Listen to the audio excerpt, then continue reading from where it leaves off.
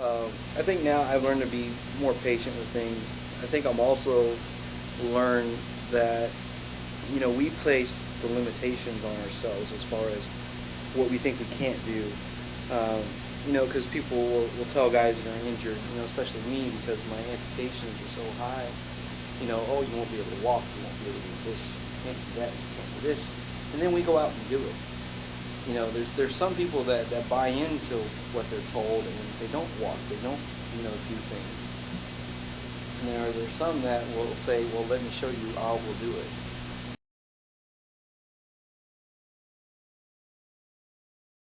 And your friends. Oh man, when I came home, my family had a big dance for me. They had a dance and they put me through the ceremony to cleanse me, to bring me back to the people. And they gave away and they fed and they gave me a song. And I always regret that I never learned that song that they gave me. They gave me a song that it should have been my song that I should know it now, but I don't. I regret that I didn't take the time to learn that song. And so it's gone. Everybody's gone now.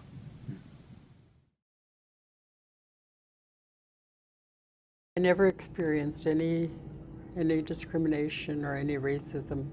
In fact, because some of them knew that my great-great-grandfather was a chief, they thought I was a princess. I was asked to see a Native American patient one time when I was working nights on this. It would be like ICU, it was shock ward. And she asked me if I would go over and see her patient. He was Native American from Rosebud. And so I went Another over South to see Dakotan, him. right? What? Another South Dakotan, Yes, right? South Dakota. And he had lost both legs, and they were afraid that he might try to commit suicide. They thought he was depressed and wouldn't talk to them. And so I went over to see him, and his name was Eugene Rubidoux, and he lost both his legs up high. And I took him newspapers from South Dakota and visited with him, offered to write letters home for him, and he didn't want to contact anyone. And I went over often to see him while he was there. And then one day he was gone. And so after I came back to the United States, for 40 years I looked for him. Every place I went to a nurses' meeting, I would ask if anyone knew Eugene Rubidoux. And I could never find him. Then one day there was a young lady came to our hospital, and she was introducing us to a new form that we were to switch to in our hospital. And then she left. And the next morning I got this call. And she said, this is Ann Lafferty. Do you know Eugene Rubidoux? And I said, yes, I do. And she said, he was my father. And because I was scared, and if I'm going to make it this time or not, that's in my mind, And somehow I got fear came up on me on the third night. Something happened. I was shaking. I was sweating because they were shelling us all night there. So by the time about 3 o'clock in the morning, towards morning, that's when it happened. So I feel like running. Where shall I go? That's my mind. But somehow, I don't know. I left there. No, I was out of my mind until they got hold of me. Before I left that place where I was staying, my foxhole, and I said, God help me. I'm too young to die. That's what I said before I left. So they got a hold of me there, and they gave me some kind of shot to calm me down, and that's ever since then. No, I did have a problem, and something it's something that happened to me, though. It was all in my mind, all the combat I went through. So I thought they sent me back to Maui again with a recruit. They told me what was the cause of that old nightmare. Since I went to with the Japanese in the Pacific, the fighting one, then that's the cause. That's when they call. They start talking about the only way that you can have a get cure is have a ceremony. I mean, which they call the score dance. That's more like when they go to war, they used to have this one. So that's what they did, no. But at the score dance, no, it didn't help me much. But I I was still, sick. They performed a lot of ceremony on me, but I never get cure. So sometimes I start thinking, what's the use? Nobody going to help me, hospital, anything like that, no. And the only way I kept myself was awake at night, some kind of drink, beer or wine to keep me awake. But during the day I usually sleep. With a Congress, they know what we did. We know right now that our language had made the history. Our language had made the history because the code they developed, it was not developed by any non-Navajo. It was developed by our own 29 Navajos, which is really something that I think it's all something that they start thinking about, or that I just can't say that, but something that is just unbelievable, I might say, how they put the words in to be used, which even in Navajo never had training, will never understand it. I think it's a combination of being a veteran and the teachings that I get from the Three Fires Medewan Lodge and just being an Anishinaabe. You're an Ogichida, which is a protector, because there's not a word in our language for every word in English. Right. So it's Ogichida is the closest thing to being a warrior that we can come up with than ours. But that actually is a protector. Although they're honored and stuff in your day-to-day life, I try to make sure that the ones who can't take care of themselves, I guess the elderly and the kids, are taken care of first. As if there's gatherings within our tribe, I'm not, even if it's on Veterans Day, I'm not the first up there to go eat. Sure. I'm usually the last, or one of the last, I should say. And I guess that's just the way that comes from military, that comes from teachings of how we should be as veterans. You're for the people, you're not for yourself. So I grew up on the Fort Belknap Indian Reservation in Montana, so that's north central, just an hour from the border of Saskatchewan. And there's two tribes on there, the Aani and Nakota, also known as the governmental names as Gros-Ventres and Assiniboines. Yeah, so. And what was it like growing up with all of that, being so close to Canada, with the two tribes, big family? Big family. What was it like in terms of what? Just growing up, what was your childhood like? It was a great childhood. We grew up in the southern part of the reservation, very rural, very country. Everybody knows everybody, small town community, playing in the creeks all day, outside all day. It's beautiful, no pollution. The The only thing we had was noise pollution, and that was from, if you look at most tribes, a lot of the military air practice space is over tribal land. And so I got to see B-1s, KC-10s, F-16s flying over, very low, but it was exciting to me. Must have been an Air Force base. Yep, definitely. There's considering all the aircraft are Air Force aircraft. Yeah, from Malmstrom and Ellsworth, South Dakota, and a lot of them.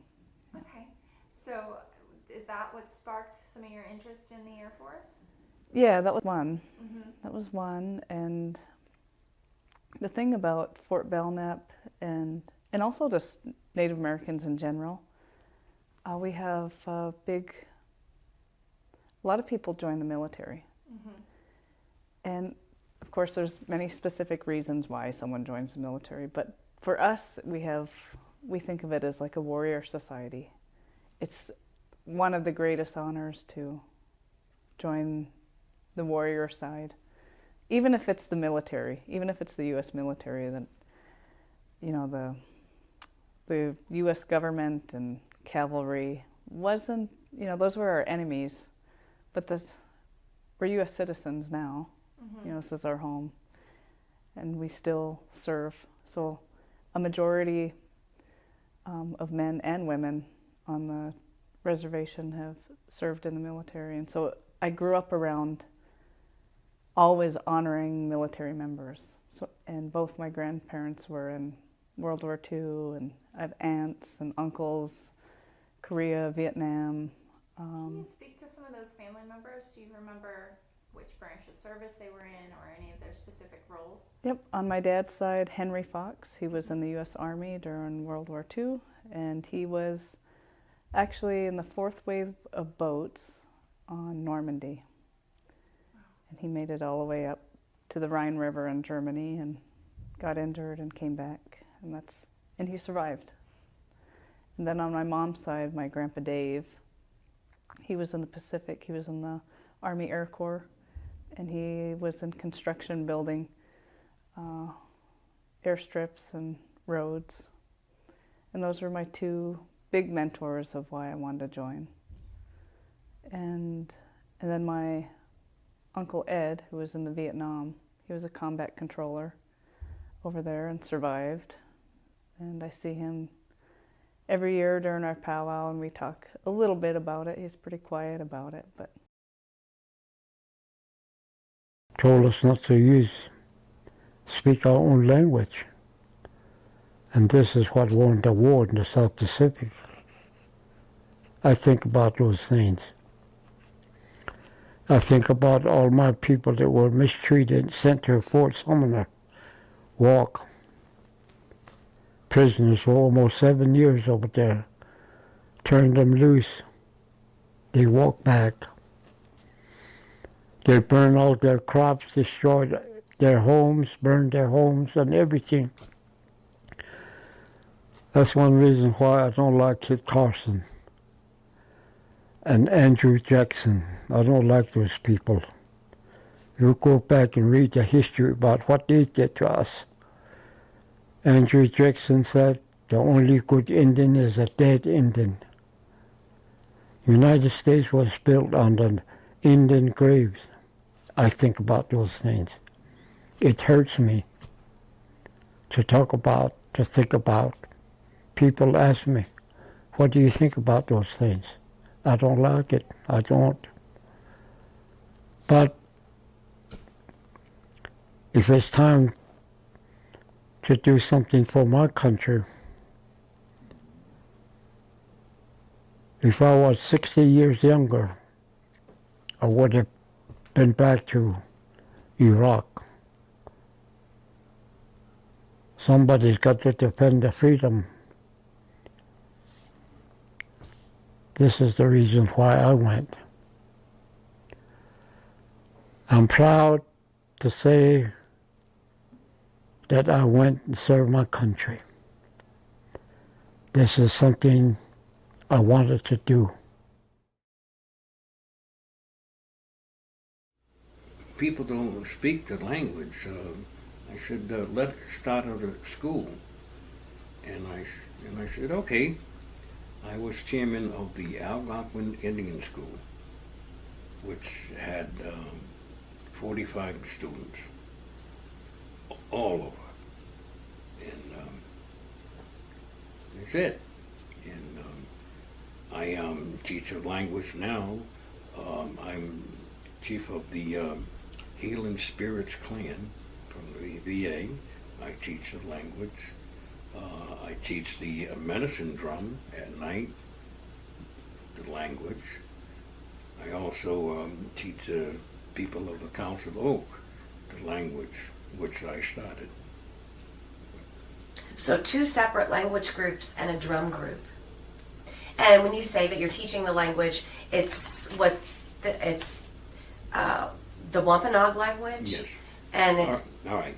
Nipmuc, because Nipmunks were allies to King Philip. Okay. So everybody that speaks Nipmuc, they understand. Mm-hmm. Thank you very much, Chief Three Bears. Okay. Aquadine. Aquane.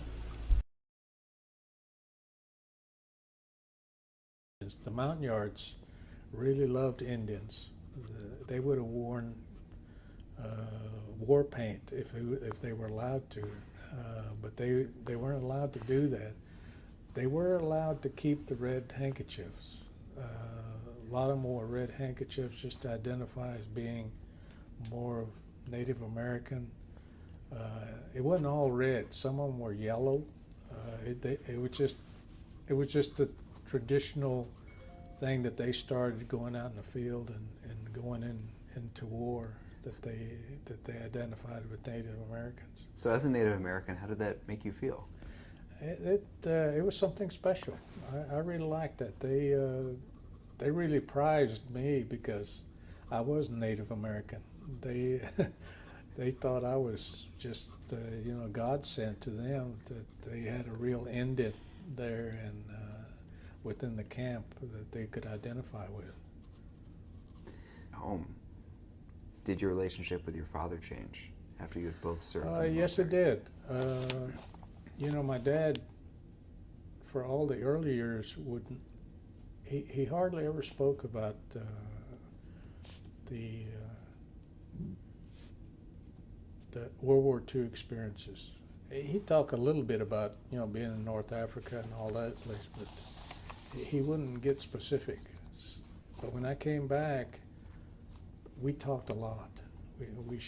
He shared a lot of different things with me, what he did, how scared he was.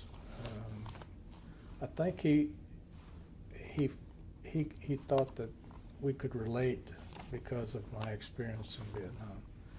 And so, yes, there was a lot when I came back that we shared. War is a negative thing for a lot of folks. And it is negative. People die. People get maimed. But from a context of a Native American, it's part of who you are, And in the old days, they used to call what they called taking coup, where you faced your enemy face to face, and you lived to tell about it. And so there's a tradition that goes behind that for every tribe. It doesn't matter whose tribe it is. Every tribe has that tradition, and it's a part of growing up. It's a part of being who you are. You can face that you can face that fear, look it in the eye, and say, I did that. And that tradition carries through your work, your family. You pass that on to your kids, and it's not war. It's actually being who you are and facing whether it's death or whether it's just something that's the stress of the job.